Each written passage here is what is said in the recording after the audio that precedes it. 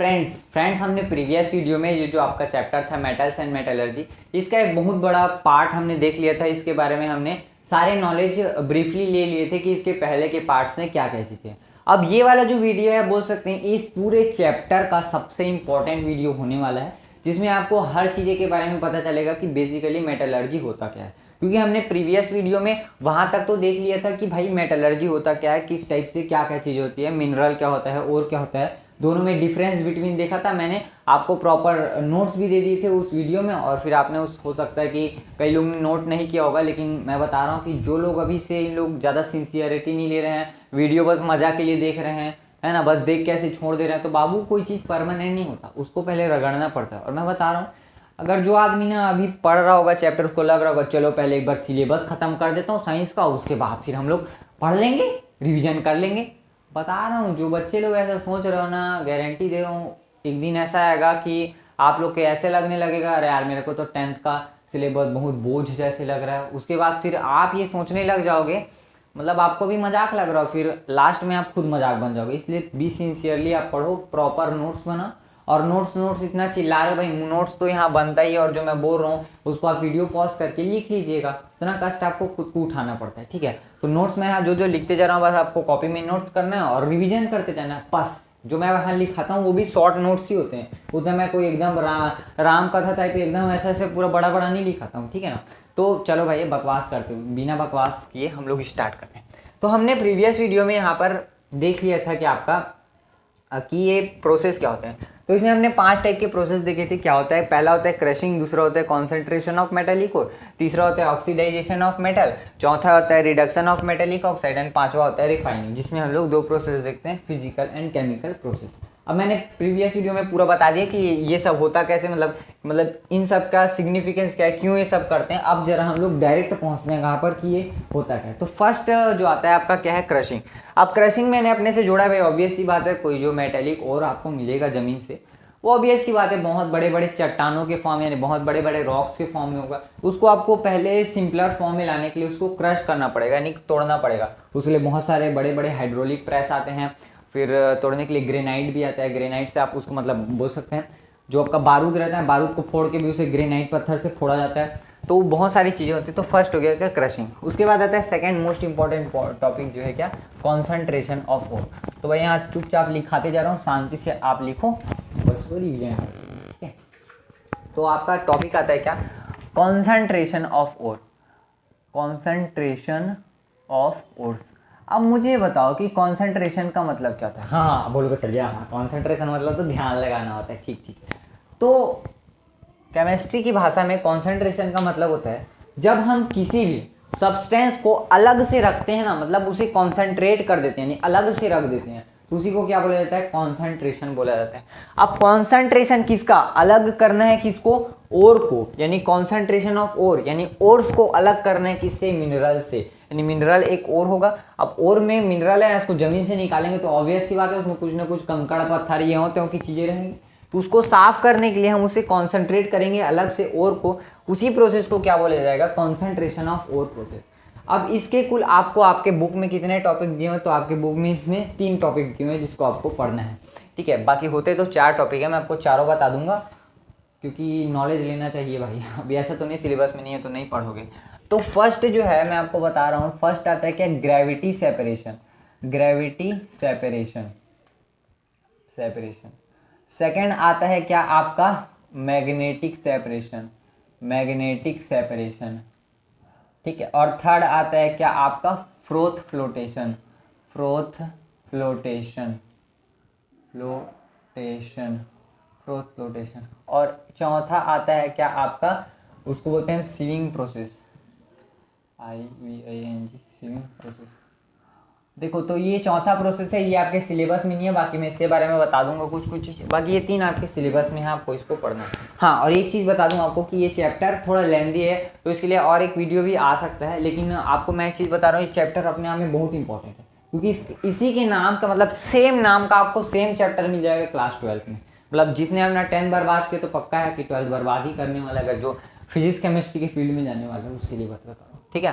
तो यहाँ पर 3 प्रोसेस होते हैं। तो पहला प्रोसेस देखते हैं क्या, आपका ग्रेविटी सेपरेशन। मैं बताते जा रहा हूँ, आप बस स्क्रीनशॉट लेते लेते लिखते जाना, ठीक है। फर्स्ट आता है क्या, ग्रेविटी सेपरेशन। देखो ग्रेविटी सेपरेशन नामों से समझ आ रहा है कि ग्रेविटी के द्वारा हम सेपरेट करेंगे। अब ग्रेविटी के द्वारा कैसे, तो आप सबको पता है कि हम सब इस अर्थ क्रस्ट में खड़े क्यों हैं, क्योंकि हमें एक ऐसा फोर्स अपने ओर खींच रहा है जिसका नाम है ग्रेविटी, जो हमें अपने ओर खींच के रखा है और वहां पर हम लोग जो है स्थगित रूप से हैं। जैसे मैं इसको अगर नीचे छोड़ दूं ऐसा, तो ये नीचे जा रहा है, देखो यहाँ से ऊपर से छोड़ा नीचे आ रहा है। क्यों नीचे आ रहा है, क्योंकि इस पर एक फोर्स लग रहा है जिसे हम लोग ग्रेविटेशनल फोर्स के नाम से जानते हैं, ठीक है। तो हम लोग ग्रेविटी की मदद से कैसे इसको सेपरेट कर सकते हैं, तो ऑब्वियस सी बात है कि हम इसको एक ऐसा थिंकिंग थॉट प्रोसेस लाओ कि हम लोग कैसे कर सकते हैं। तो वही ऑब्वियस सी बात है, या तो हम ओर का मास को बढ़ा दें या फिर जो कंकड़ पत्थर है उसके मास को बढ़ा दें। मतलब कि 2 पार्टिकल हमारे पास, एक वेस्ट पार्टिकल और एक ओर है।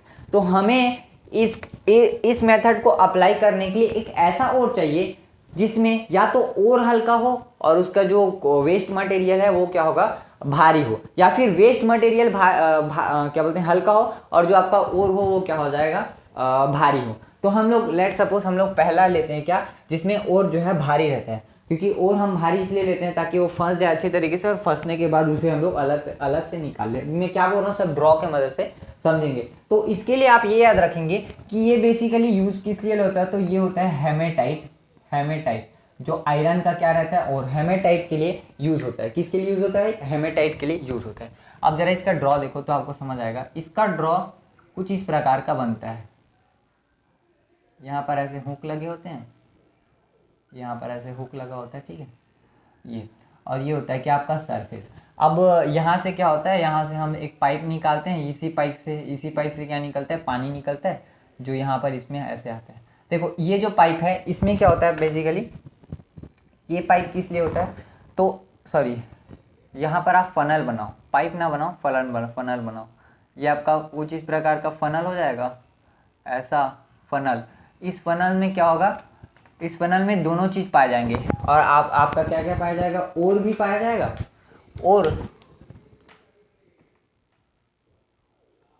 ओर्स भी पाए जाएंगे, और वेस्टेज भी पाया जाएगा, वेस्ट पार्टिकल्स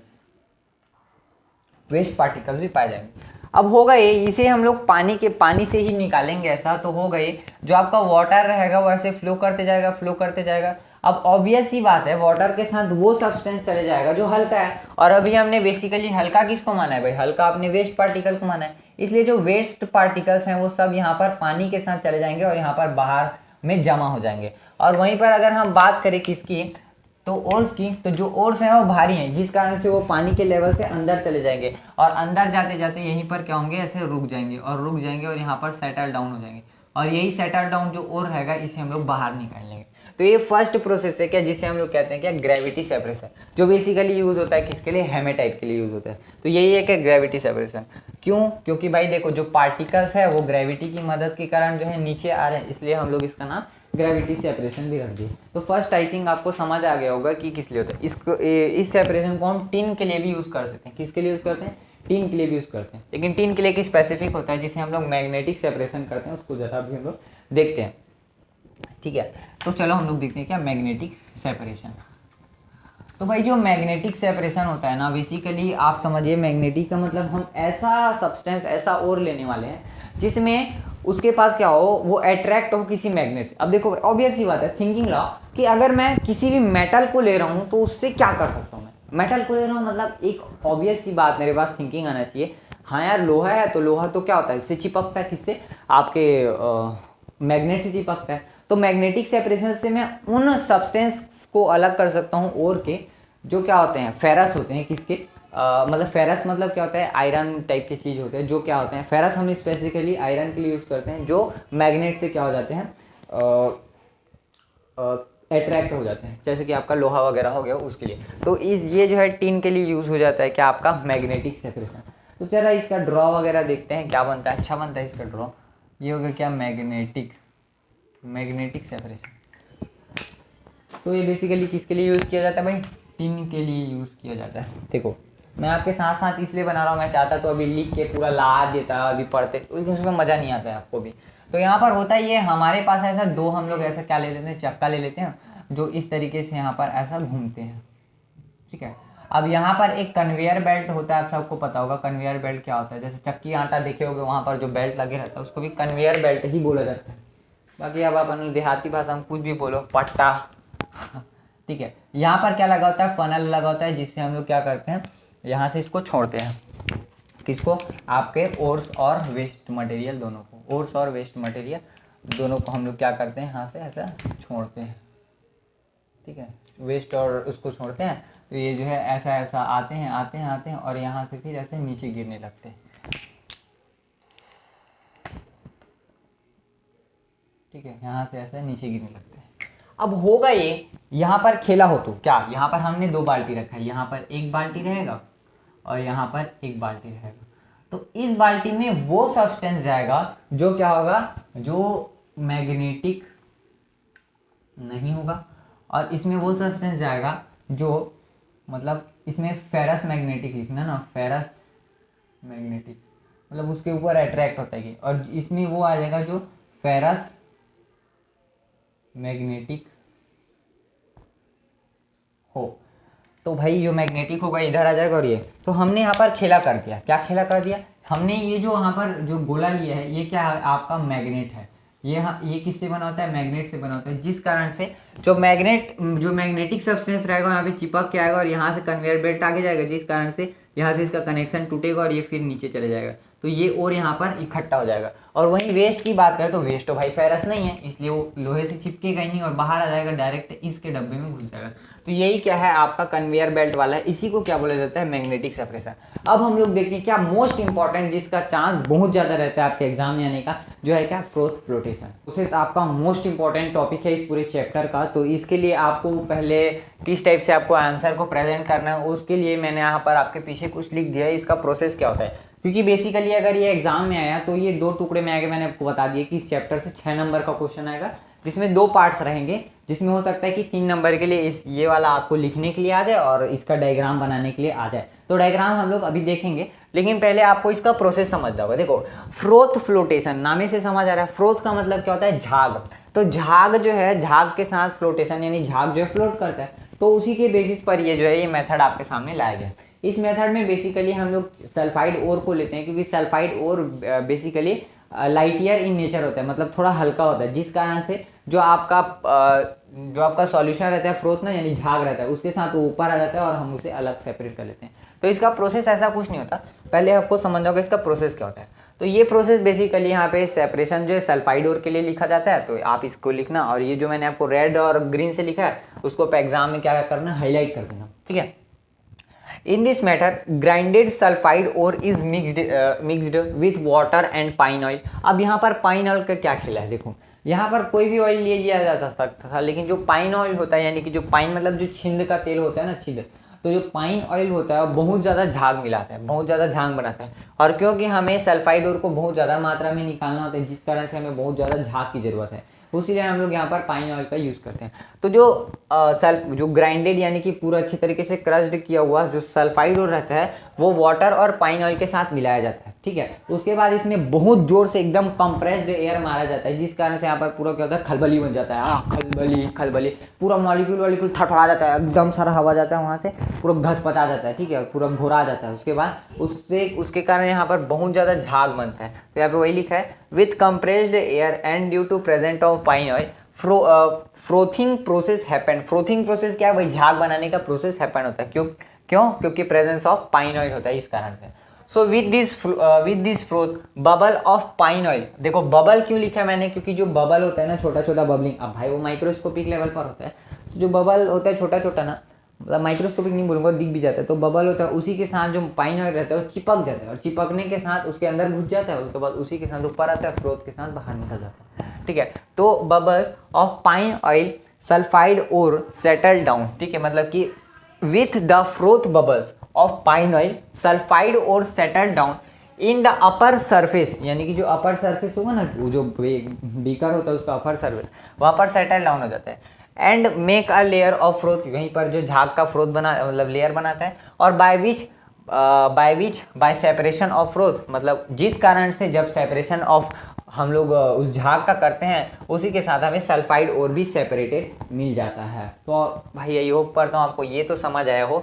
अब जरा हम लोग देखते हैं क्या इसका डायग्राम कैसे बनता है। अगर आपको ये समझ आ गया हो अच्छे से रीड कर लेना एक बार खुद से, पॉज करके इसका स्क्रीनशॉट ले लीजिए। अब हम लोग देखते हैं क्या आपका इसका डायग्राम कैसा होता है कि आपका फ्रोथ रोटेशन का जो डायग्राम है ये भी मोस्ट इंपॉर्टेंट बन जाता है। हो सकता है कि आपको एग्जाम में स्पेसिफिक इसका थ्योरी ना पूछकर डायरेक्ट आपको क्या बनता है डायग्राम बना दे। मतलब आप इतना समझो इन शॉर्टेड जो आपने अभी तीन जो आपने पढ़े ना, ग्रेविटी सेपरेशन, आपका मैग्नेटिक सेपरेशन और ये फ्रोथ रोटेशन, उसमें सबसे मोस्ट इंपॉर्टेंट हो जाता है। अगर मुझे कोई पूछेगा कि अगर इस चैप्टर से आपको मोस्ट इंपॉर्टेंट टॉपिक्स बताने, तो मैं आपको एक चीज़ सजेस्ट करूंगा कि आप ये फ्रोथ रोटेशन पढ़ लीजिएगा और रिफाइनिंग पढ़ लीजिएगा, और फिर आप जो अभी नेक्स्ट टॉपिक है आपका कोरोजन पढ़ लीजिएगा, तो भी आपका ये चैप्टर कंप्लीट हो जाएगा। ठीक है, मतलब ये इतना ज़्यादा इंपॉर्टेंट है, इसलिए बोल रहा हूँ बी सीरियसली, इसको अच्छे से देखना है, इसका प्रैक्टिस वगैरह कर ले रहना। अब ये कुछ इस प्रकार का इसका डायग्राम है।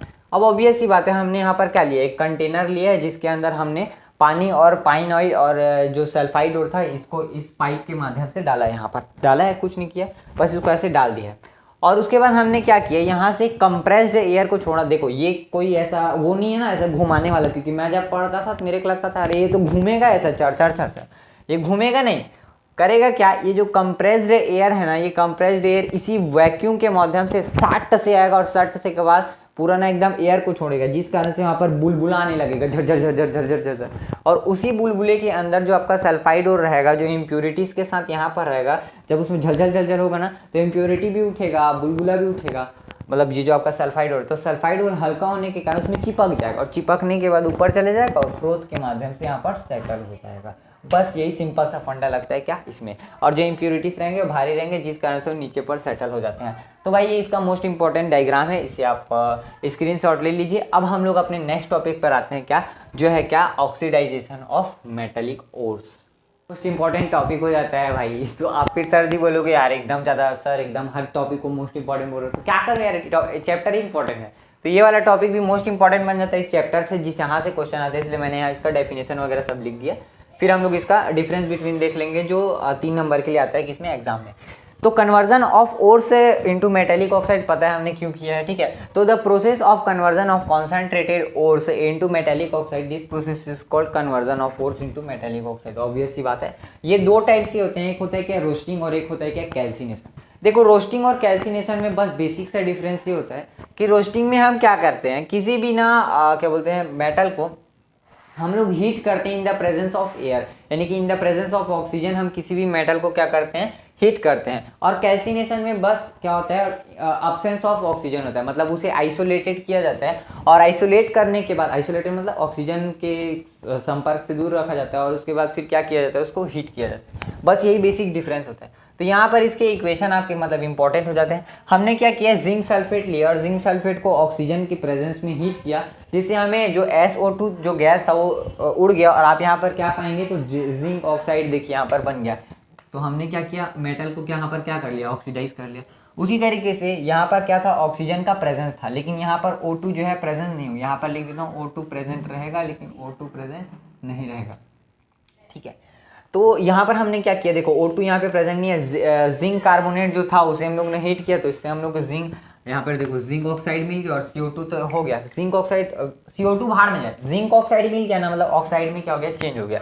तो ये वाला रिएक्शन भी आप याद रख सकते हैं। और ये रोस्टिंग और कैल्सिनेशन में बेसिक डिफरेंस यही है कि रोस्टिंग में क्या होता है, हम लोग किसी भी मेटेलिक जो आपका कंपाउंड रहता है, जो मेटेलिक कंपाउंड बनाया रहता है गैस के साथ, उसको हम लोग इन the presence of oxygen heat करते हैं, और जो कैल्सिनेशन रहता है उसमें जस्ट ऑक्सीजन को नहीं रखते, यानी कि आइसोलेटेड करके जो आपका कार्बोनेट या जो भी आपका ऑक्साइड रहेंगे उसे हम लोग क्या करते हैं मेटेलिक ऑक्साइड में चेंज कर देते हैं। तो इतना ठीक है, ये नॉन मेटेलिक ऑक्साइड है, इसे हम लोग ने क्या किया है मेटेलिक ऑक्साइड में चेंज किया। इसका हेडिंग भी आप लिख सकते हो, देखो मैं यहाँ पे आपको समझाने के लिए लिख देता हूँ, ये क्या है नॉन मेटेलिक ऑक्साइड और ये क्या है आपके मेटेलिक ऑक्साइड, मेटेलिक ऑक्साइड। तो आप इसे ऐसा भी लिख सकते हो कि नॉन मेटेलिक ऑक्साइड को हमने क्या किया मेटालिक ऑक्साइड से चेंज किया। बोलोगे सर जी ये नॉन मेटालिक क्यों है? क्योंकि इसमें क्या आता है, कार्बोनेट आता है। ये नॉन मेटालिक क्यों है? तो इसमें क्या आता है, सल्फर आता है। सबको पता है ये दोनों क्या है, नॉन मेटल्स हैं। पर आपके पीछे इसका डिफरेंस बिटवीन लिखा है, ठीक है। रोस्टिंग बस क्या होता है, उसकी का छापना बस है उसमें।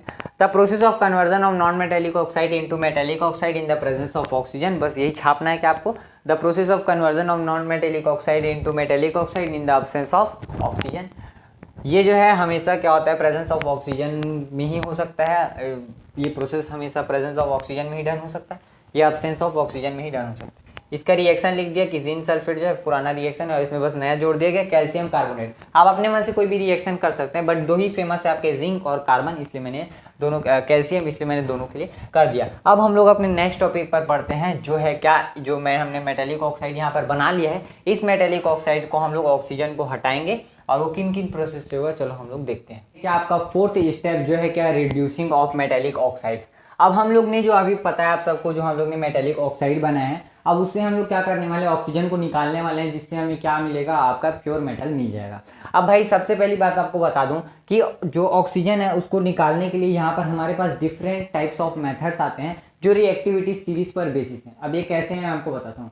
तो हम सबके सामने यहाँ पर रिएक्टिविटी सीरीज यहाँ पर लिखा हुआ है, सोडियम, इसको आप याद कर लीजिए तो ज़्यादा अच्छा है। Potassium, sodium, calcium, magnesium, aluminium, उसके बाद आएगा आपका जिंक, उसके बाद आयरन आएगा। इतना अगर आपको याद है ना तो भी आपका काम बन जाएगा, ठीक है।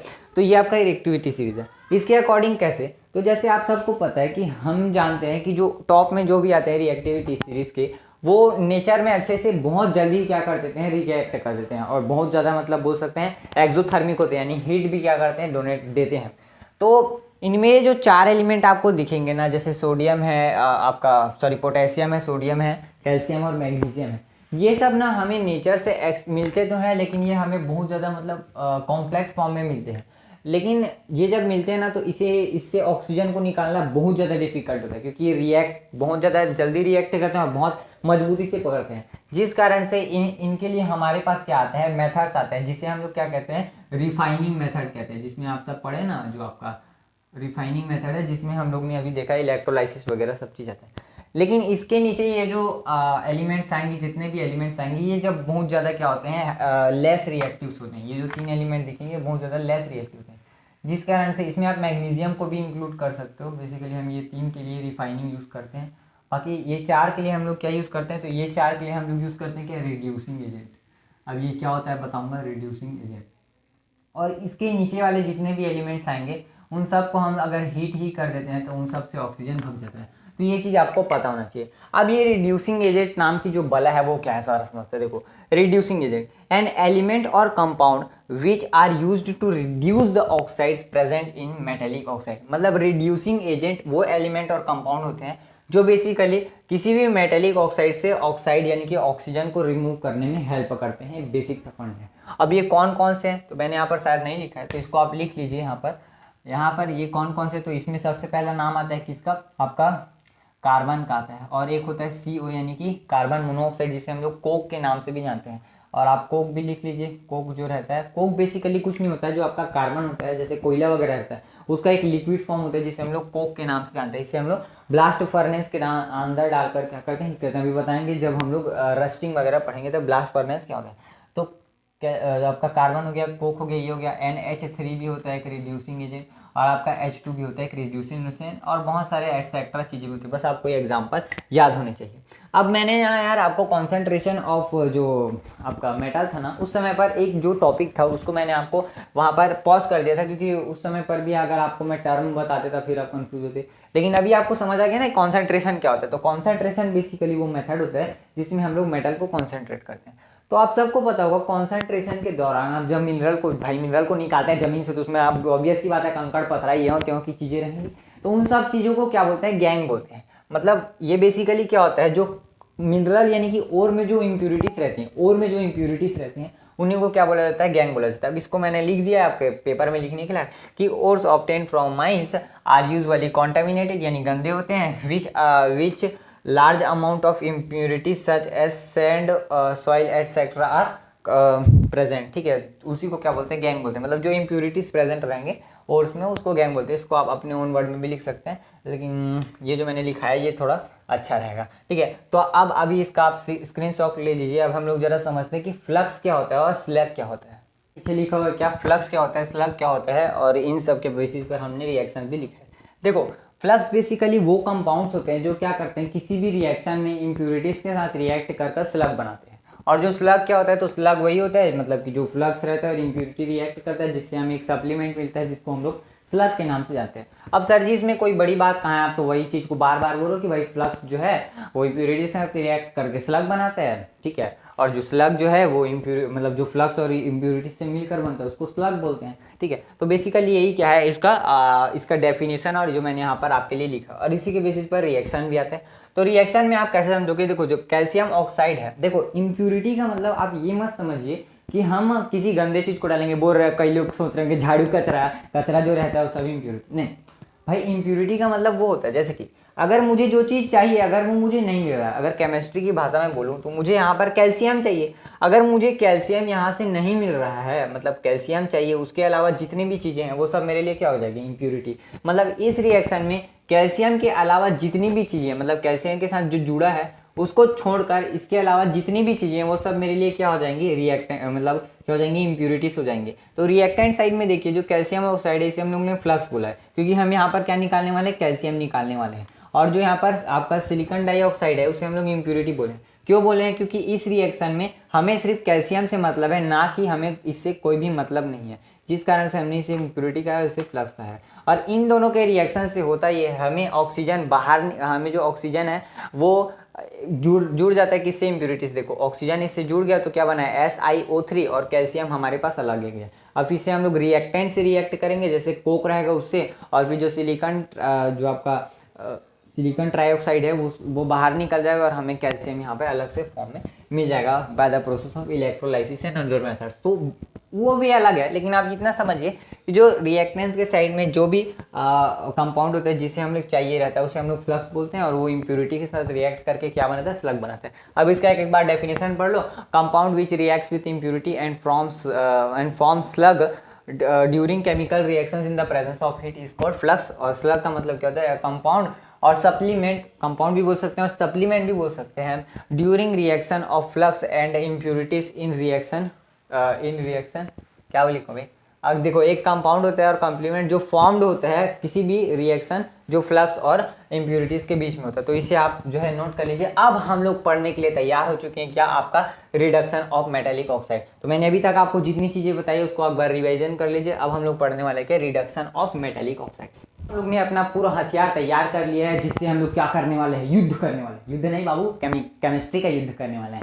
मतलब देखो यहाँ पे आपके पीछे यहाँ पर मैंने रिएक्शन भी लिख दिए, सारी चीजें लिख दी है आपके सामने। रिएक्टिविटी सीरीज को आपको याद होना चाहिए, आपका पोटेशियम होता है पहले, उसके बाद सोडियम होता है, फिर मैग्नीशियम, कैल्शियम होता है, फिर मैग्नीशियम होता है, उसके बाद जिंक होता है, फिर एल्यूमिनियम होता है। ये आपको याद होना चाहिए, ठीक है। तो अब मैं यहाँ पर मैंने आपको 3 फॉर्मेट बताया, इन 3 फॉर्मेट से ज़्यादा आपके लिए क्वेश्चन नहीं आएगा। और हाँ, आप एक चीज़ समझ लीजिए कि जो रिड्यूसिंग आपका जो प्रोसेस होता है, इसको थोड़ा ब्लैक से लिखते हैं। तो ये जो रिड्यूसिंग प्रोसेस होता है इसे हम लोग 2 कैटेगरी में डिवाइड करते हैं। एक होता है क्या, कार्बन रिड्यूसिंग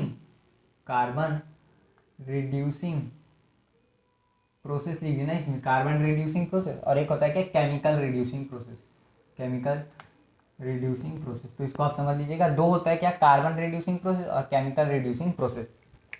अब जो कार्बन रिड्यूसिंग प्रोसेस में ऑब्वियस सी बात है, आपको रिड्यूसिंग एजेंट लगेगा, यानी कि कार्बन को लेंगे और उसमें हम लोग ब्लास्ट फर्नेस, जो ब्लास्ट फर्नेस कुछ नहीं होता, बस एक थोड़ा सा धो टाइप का रहता है, उसमें आप गर्म जो आपका हीट रहेगा, लावा वावा रहेगा थोड़ा सा, उसमें गर्म करके हम लोग क्या करेंगे, इसको ऑक्सीडाइज करेंगे। तो कार्बन रिड्यूसिंग में बस वही होता है, बस कि उसमें डाल दिया जाता है रिड्यूसिंग एजेंट और उसका ऑक्सीजन हट जाता है। और केमिकल रिड्यूसिंग प्रोसेस तो आप सबको पता है, जो कॉन्सेंट्रेटेड ओर आएंगे उनको हम लोग क्या करेंगे, उसको हम लोग क्या करेंगे, हीट करेंगे। और हीट करने से ही हम एक अच्छा जो आपका केमिकल प्रोसेस में क्या होता है, इसमें बोल सकते हो आप डिस्प्लेसमेंट रिएक्शन होता है। देखो डिस्प्लेसमेंट कुछ नहीं होता है, बस एक एलिमेंट को दूसरा एलिमेंट क्या कर देता है, डिस्प्लेस करते हैं। जैसे अगर हम बात करें Fe2O3 की, अगर मैं इसे कॉपर के साथ रिएक्ट कर दूं तो कॉपर क्या करता है ना, इसके जगह पर चले जाता है और इसको क्या कर देता है, खिलार देता है, और इसके कारण जो है आयरन रहता है वो बाहर चले जाता है। तो आप इस रिएक्शन को ऐसे भी समझ सकते हैं कि जो Fe रहता है वो बाहर आ जाता है, 2Fe बाहर आ जाता है और यहाँ पे CuO3 बन जाता है, CuO3 बन जाता है, ठीक है, क्यूप्रिक ऑक्साइड। तो यहाँ पर ये चले जाता है, इस तरीके से रिएक्शन होता है। तो इसको क्या बोलते हैं, डिस्प्लेसमेंट रिएक्शन बोलते हैं। इसको मैं मिटा दे रहा हूँ, आपको लिखना होगा तो वीडियो पॉज करके लिख लेना। तो ये केमिकल प्रोसेस होता है जिसमें हम किसी भी एलिमेंट को घुसाड़ के क्या कर देते हैं, उसको निकाल देते हैं, ठीक है। तो ये दो प्रकार के प्रोसेस होते हैं। अब जरा ये इंपॉर्टेंट है, वो तो खैर है पेपर के लिए इंपॉर्टेंट है, लेकिन ये ज़्यादा इंपॉर्टेंट है। देखो, तो मैंने यहाँ पर लिखा है जो कॉपर है, जो आपका लेड है, जो आयरन है, उनको रिड्यूस करने के लिए आपको रिड्यूसिंग एजेंट की जरूरत पड़ेगी। अब ऐसा क्यों है, क्योंकि सर जी ये लोग क्या करते हैं, अपने आप को ना ऑक्सीजन के साथ एकदम जकड़े हुए रहते हैं, इनके अंदर प्यार मोहब्बत कुछ ज़्यादा ही हो जाता है, एकदम जल्दी क्या बोलूँ, एकदम कनेक्टेड रहते हैं, पूरी तरीके से चिपक जाते हैं, जिस कारण से इनको हटाने के लिए रिड्यूसिंग एजेंट की जरूरत पड़ती है। जैसे मैंने रिएक्शन में यहाँ पर बता दिया, जो आपका आयरन, जो आपका हेमेटाइट है, ये हेमेटाइट है ना, हेमेटाइट का फॉर्मूला है, जो मैंने आपको चार्ट वगैरह नहीं बताया ना भाई, मैं आपको हर चीज़ थोड़ा बताऊंगा, आपको कुछ चीज़ों को बुक से भी क्या करना पड़ेगा, तो बुक से चार्ट वगैरह उसको देख लेना, बाकी सारी चीज़ तो मैंने आपको बताई है। तो ये जो हेमेटाइट है, हेमेटाइट को मैंने कार्बन के साथ रिएक्ट करा दिया, इससे हुआ ये हमें FeO मिल गया, और जो आपका कॉपर ऑक्साइड था वो मिल गया। यहाँ पर ये क्या है, ये है आपका रिड्यूसिंग एजेंट, यहाँ पर ये क्या आपका रिड्यूसिंग एजेंट। उसके बाद फिर ये जो था उसको मैंने हीट करके यहाँ से इसको लिबरेट करा के इसको मैंने निकाल लिया, ठीक है। तो ये रिएक्शन हो जाएगा। उसके बाद आते हैं जिंक, जैसे आपका Ag यानी कि सिल्वर वगैरह, उसके लिए आप सिर्फ हीट करो, इनके अंदर प्यार मोहब्बत ज़्यादा नहीं होता है, लोग ज़्यादा ध्यान नहीं देते उस सब चीज़। तो ये लोग इसके साथ जुड़ा है, इसको हीट करोगे फिर ये बाहर निकल जाता है।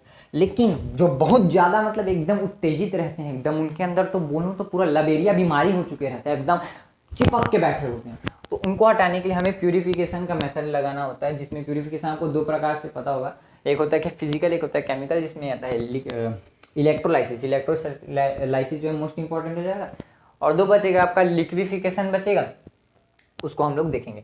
तो जो सोडियम, पोटेशियम, मैग्नीशियम, कैल्शियम है, इन सब के लिए क्या होता है, प्यूरिफिकेशन के मेथड से हमें निकालना पड़ता है। तो इस तरीके से हमने क्या कर दिया, रिड्यूस कर दिया। अब दोस्तों आपके दिमाग में ये चल रहा होगा, भाई हमने तो यहाँ पर एलिमेंट को निकाल दिया, तो सर जी ये प्यूरिफिकेशन क्या बोला। मैं आपको बताता हूँ कि प्यूरिफिकेशन कोई नया टॉपिक है ही नहीं, ये क्या बोल रहे हो, चोट्टा इतना टाइम से हमको गलत बता रहे हैं, टकला गतर के सब चीज़ गलत बताता है, ठीक है। तो इसका मतलब ये नहीं मैं आपको गलत बता रहा हूँ, मेरे कहने का मतलब ये है कि प्यूरिफिकेशन एक पार्ट है किसका, रिड्यूसिंग ऑफ मेटालिक ऑक्साइड का। कैसे समझो, तो हमने क्या समझा था कि जो रिएक्टिविटी सीरीज में जो अपर साइड पर आते हैं भाई, जैसे सोडियम, कैल्शियम, मैग्नीशियम, पोटेशियम, ये सब लोग को रिड्यूस करने के लिए हमें कुछ ज़्यादा मतलब इसमें हमें इलेक्ट्रिक पावर का यूज़ करना पड़ता है, जिस कारण से हीट से ना होता, हीट बोल देते हैं हमसे तो ना हो पाएगा सर जी, बहुत ज़्यादा चिपके हुए हैं, इनको निकालने के लिए कुछ एकदम फेविक्विक से चिपके हुए हैं। ये फेविकोल वाला है, ये फेविक्विक वाला है, तो फेविक्विक वाला एकदम जोर से चिपके रहता है, जिस कारण से हमें इसे रिड्यूस करने के लिए कुछ अलग से इलेक्ट्रिक मेथड लाने पड़ते हैं, जिसे हम लोग प्यूरिफिकेशन का मेथड कहते हैं, ठीक है। तो ये बहुत बेहतरीन है, इसको हम लोग पढ़ेंगे अभी। और ये जो है, ये लोग थोड़े से इनको ज़्यादा कम लबेरिया हो रहता है, जिस कारण से हम लोग इनके बीच में ब्रेकअप करा देते हैं, एक ठोक नया लड़की घुसेड़ के इसमें ब्रेकअप हो जाता है। तो पहले वाले में क्या होता है, रिड्यूसिंग एजेंट मतलब ये क्या है, ये कोई नई सुंदर कन्या है जिसको हम लोग यहाँ घुसेड़ के इसका ब्रेकअप करवा देते हैं। और ये वाला जो है, ये क्या है, बेचारे को कुछ नहीं होता है, एकदम अलोन रहता है, गरम करोगे तो खसक जाएंगे, गरम करके खसका देता है।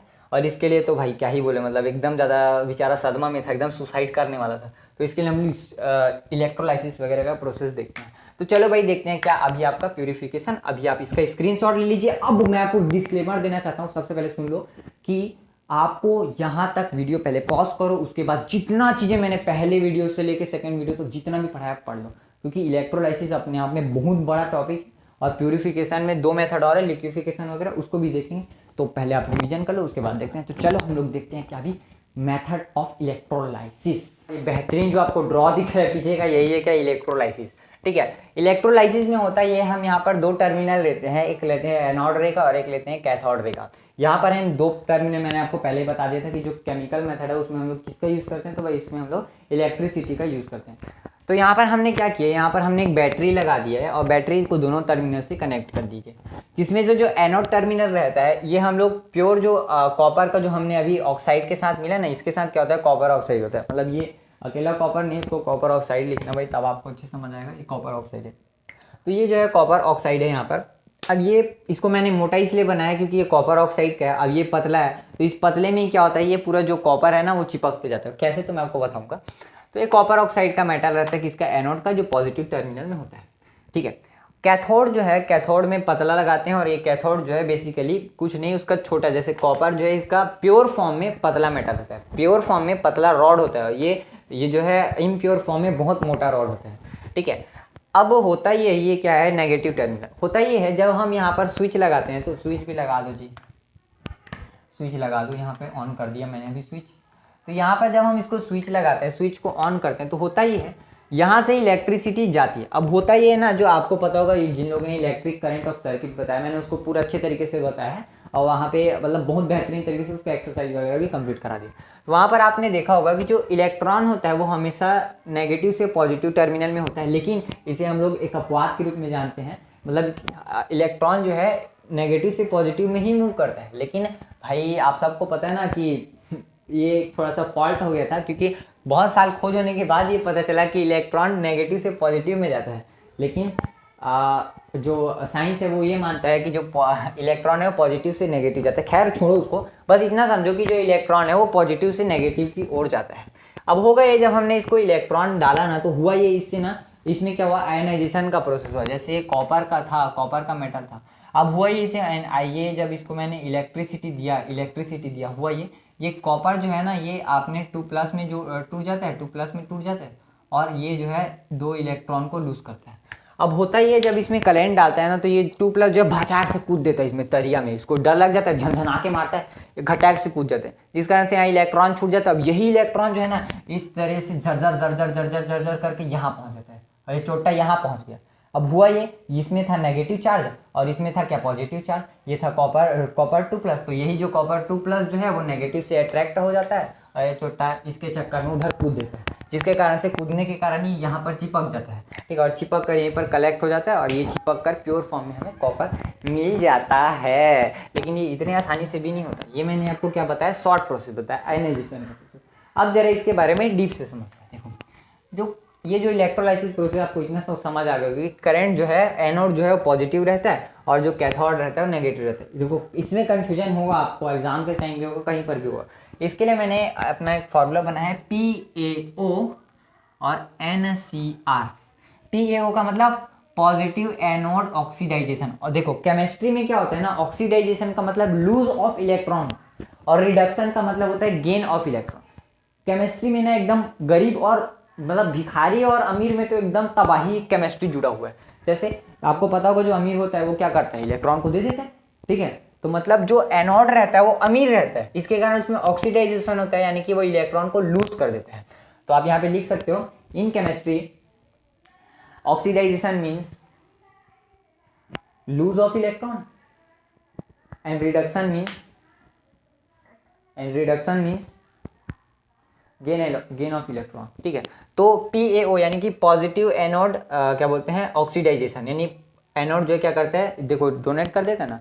और NCr का मतलब है नेगेटिव कैथोड रिडक्शन। रिडक्शन का मतलब इलेक्ट्रॉन को गेन करना है, इलेक्ट्रॉन को लूज किया, इलेक्ट्रॉन को गेन किया, नेगेटिव और नेगेटिव चार्ज पाया और रिडक्शन हो जाता है इसमें, इसलिए इसको ऐसा बोला जाता है। अब होगा ये कि यहाँ से ना ये जो रहेगा, इसे हम लोग बोलते हैं क्या, एनोड मड, यानी कि जो ऑक्साइड्स होते हैं ना, इसको बोला जाता है इम्प्यूरिटीज, एनोड मड। तो ये जो इम्प्यूरिटी रहती है यानी ऑक्साइड मड रहता है, वो नीचे जाके कलेक्ट हो जाता है। और ये जो नीला नीला जो हरा हरा आपको दिख रहा है, ये होता है किसका, कॉपर सल्फेट का। अब जैसे मैं यहाँ पे कोई भी अलग सब्सटेंस ले रहा हूँ, जैसे कि सिल्वर ऑक्साइड का ले रहा हूँ, तो यहाँ पे मुझे जैसे मैं यहाँ पे पोटेशियम ऑक्साइड का ले रहा हूँ, तो यहाँ पे पोटेशियम सल्फेट या पोटेशियम हाइड्रोक्साइड वगैरह का क्या लेना पड़ेगा, सॉल्यूशन। यहाँ पे हमने कॉपर लिया, जिस कारण से उसी का क्या लेना पड़ेगा, सॉल्ट का सॉल्यूशन। तो यहाँ पे हमने ले लिया क्या, कॉपर सल्फेट। कॉपर सल्फेट में इसको मिलाया, यहाँ से डाला और यहाँ फिर ये चीज़ें हो जाती है। तो भाई यहाँ पर आई होप करता हूँ आपको ये इलेक्ट्रोलाइसिस का प्रोसेस अच्छे से समझ आया हो। तो इस वीडियो के लिए बस इतना ही रख देता हूँ, क्योंकि अगर इस वीडियो में मैं ज़्यादा बता दिया तो आपका दिमाग ब्रेन हैमरेज हो जाएगा, आपको एकदम तबाही तरीके से, क्योंकि बहुत सारी चीज़ें पढ़ चुके हैं। तो आप उन सारी चीज़ों को रिएक्ट करिए। बस इसका थोड़ा सा एक टॉपिक बचा है कि आपका लिक्विफिकेशन, फिजिकल मेथड में आपको पढ़ना क्या, लिक्विफिकेशन और जोन रिफाइनिंग, ये 2 टॉपिक है, इतने इंपॉर्टेंट नहीं है एग्जाम में। तो आज तक जिंदगी में कौन सदी में पूछा होगा, आज तक तो नहीं पूछा, मैं नहीं देखा हूँ, ठीक है। इलेक्ट्रोलाइसिस का आने का चांस है, बाकी पूछा तो इसको भी नहीं है। मुझे लगता है कि इस साल पूछा जा सकता है, इसलिए आप इसको हल्के में ना लें। और भाई एग्जाम से आपको क्या करना है, नॉलेज के लिए बहुत इंपॉर्टेंट टॉपिक हो जाता है, ठीक है। तो बस आज की वीडियो में मैं आपको इतना ही बता रहा हूँ। आप इस वीडियो को अच्छे से देखिए, सारी चीज़ों को रिवाइज कीजिए और प्रॉपर नोट्स बनाइए। आपका लक्ष्य आपके सामने है, 10वीं बोर्ड में इस बार फाड़ना है, मतलब फाड़ना है, ठीक है। तो इतना आप पढ़ लिया। हम लोग नेक्स्ट टॉपिक में क्या देखने वाले बता देता हूँ। नेक्स्ट वीडियो में बस ये जोन रिफाइनिंग और प्यूरिफिकेशन मेथड होगा, मतलब आपका जोन रिफाइनिंग और प्यूरिफिकेशन। उसके बाद हम लोग देखेंगे क्या, रस्टिंग। मतलब नेक्स्ट वीडियो में आप ऐसा समझिए कि आपका ये जो चैप्टर है क्लोज हो जाएगा भाई, ठीक है। तो भाई मिलते हैं नेक्स्ट वीडियो में, तब तक के लिए बाय बाय।